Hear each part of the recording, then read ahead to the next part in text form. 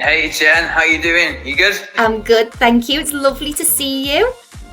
Good to see you too. I think it's been a year since the first lockdown, since we last had a little chat about everything. I can't believe how quick that's Yeah.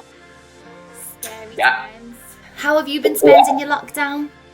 Well, it's flown by, to be honest. It just seems like yesterday, and nothing really on the training front has changed for me. Obviously, travel has been a lot more complicated.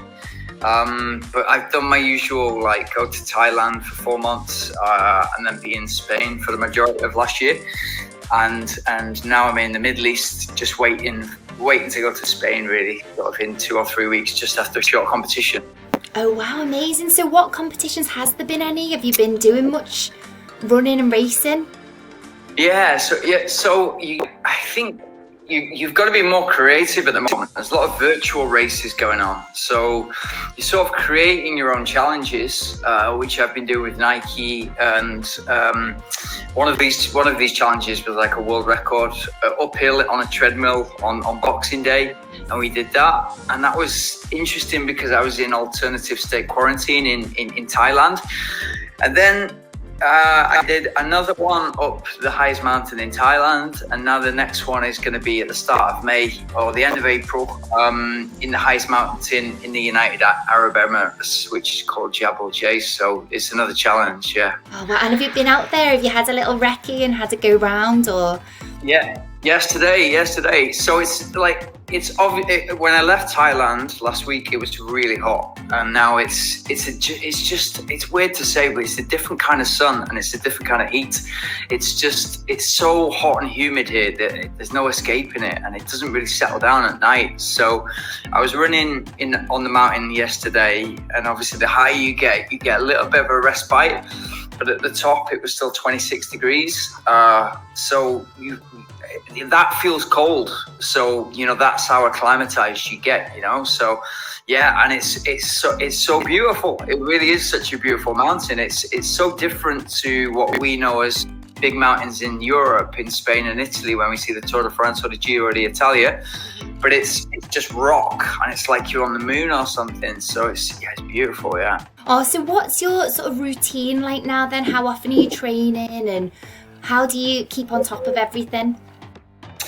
Yeah, it's a good question, because I think it's been different for many different athletes. I think the way I look at it is a little bit probably like a cage fighter, or the UFC. Is if I was in that game, I wouldn't want to lose fitness. I wouldn't want to take my eye off the ball, because at some point somebody might give you a call, and you've at short notice you've got to fight. And it feels exactly like that for me in running. There are races going ahead. There's elite races. There's different races if you can get to them around the world. So I just try and stay very fit, and then I'm ready for a short build-up. So, and as I just said, these challenges, I'm training towards these challenges just as though I was training towards a race. So yeah, I'm just keeping really fit, and I'm really motivated to do the hard sessions, like even more than ever. And it's given me, like, since we last spoke, it's given me time to speak to people across different areas. So exercise physiology, nutrition is a big one, sleep was a big one, strength and conditioning. I think there was 8 different little sections, which it added up, could have a really big effect. And the fundamentals of that are obviously sleep, which is the biggest, and then nutrition. So if I can get those right, everything else improves. Amazing. And do you follow a specific diet? Yeah, it's like, when I spoke to different nutritionists and sports nutritionists and dietitians last year, I thought I was pretty good. I don't eat meat. I'm like 99% vegan, and I have cheese on a pizza every couple of weeks when I go for an Italian. So I thought my diet was pretty, bang on. Because one of the difficult things about being vegan in terms of high level sport is getting enough protein. It's the old thing, but really like I thought I was good, and I was probably about a 6 out of 10. And from speaking to those people and looking at where I'm sort of letting myself down, it wasn't the protein intake, but it was the amino acid profile across the protein, which I was missing out on certain things. So you get a lot of that from food, but it's a lot more difficult, you know, if you're vegan. So I'm eating a lot more beans now, like different beans like chickpeas and lentils and that sort of thing. And now I feel like that's, you know, it's really come on. So now I'd say I was probably like a 9 out of 10. It still needs a little bit of improvement, but I follow it strictly, yeah. And do you then supplement your diet? Do you take supplements as well? Yeah, I do, yeah. So I take, you know, amino acids. I make sure that I top my protein up every day with, like, I'll treat myself to a vegan snack. So it will be like a cookie or a brownie and also like almond butter and peanut butter as well. So obviously they're great from Naturecan.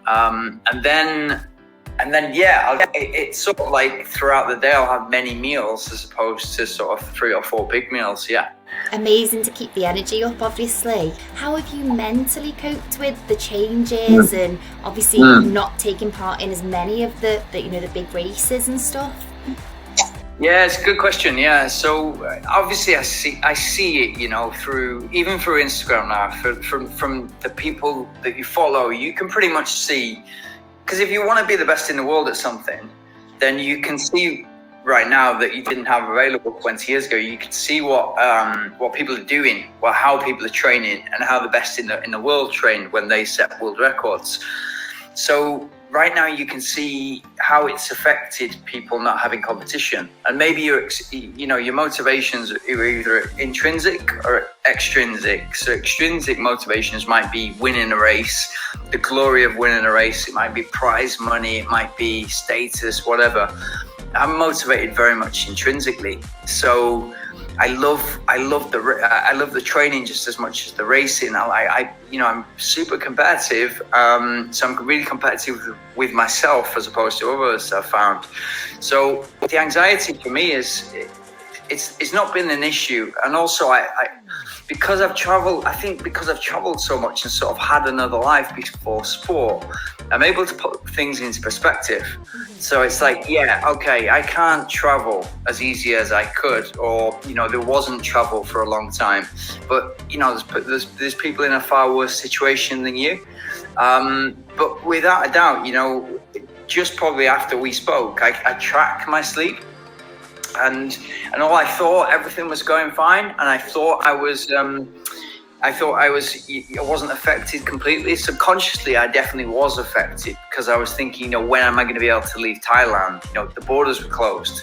So when I tracked back to my sleep, definitely I had this subconscious anxiety that I needed to, that later on I fixed. And then, you know, without doubt, the CBD oil definitely helped with that. Yeah. So thinking back to sleep, you were saying the importance of sleep for your recovery. You've always said that you sort of swear by a good sleep pattern, don't you?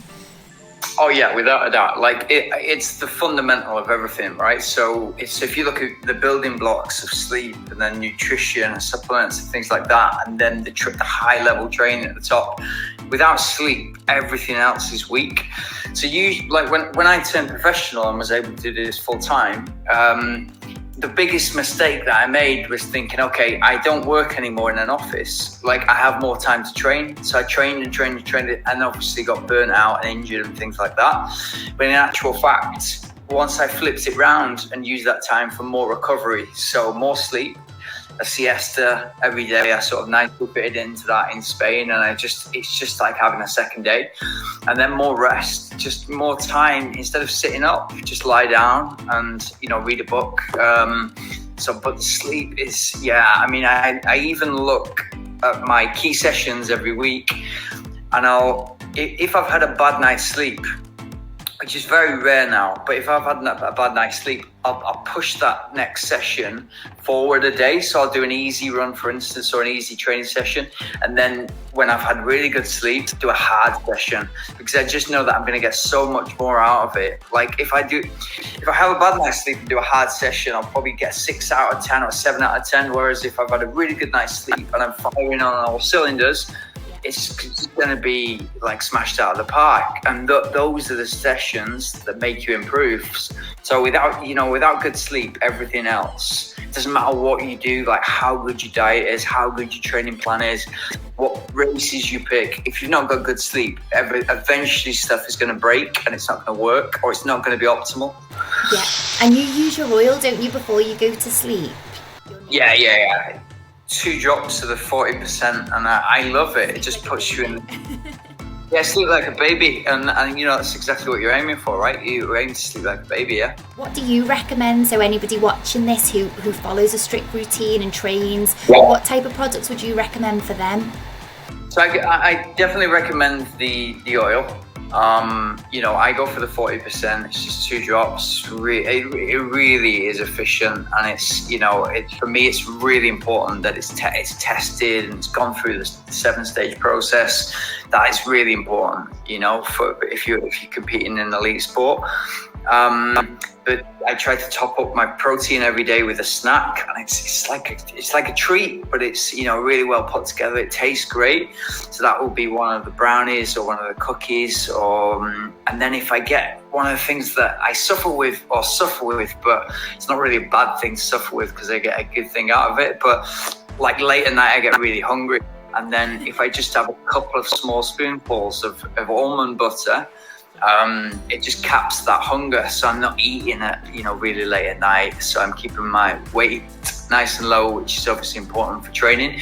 And then another thing that I love, which is great, is like if I've got like a little like niggle or a muscle problem somewhere, if I just put a little bit of the chili balm on, A little bit, just a tiny bit, like that is like wildfire. It's so hot, and you put it on initially and you think, yeah, it's going to be all right. It just gets hotter and hotter and hotter. But then come the morning, I don't have that problem anymore. So it really is like, it's magic, yeah. Then what are your goals? What have you got coming up?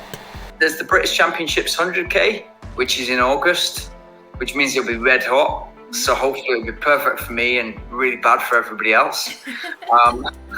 Because it's like, if it's 20 degrees in Britain, everybody's like frying like toast. For me, it's cold. So that'll be good. And then it depends. You have to sort of go with the flow a little bit. So if hopefully I'll go to the World Championships 50K.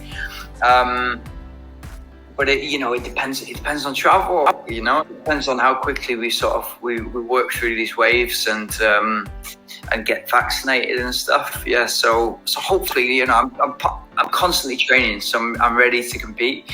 But we just have to do what we can. Yeah. Yeah. And what do you get home to the UK very often? It's lovely to speak to you, catch up. Thanks a lot, Jen. I really enjoyed it, as always. Me too. Take care, lovely. Thank you. Bye bye.